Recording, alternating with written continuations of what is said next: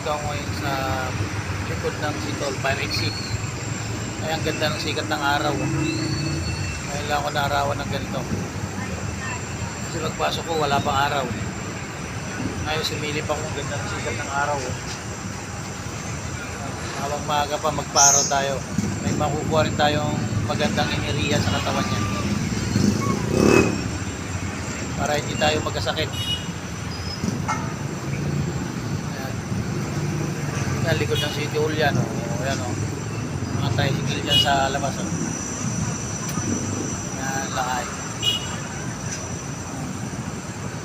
Una sa lahat, ang Panginoong Diyos. Mataas. Yan. Ngayon lang tayo naarawan. Yan ang bigay ng Panginoong Diyos na vitamins sa katawan natin. Araw. Pag maaga pa, ganyan maganda.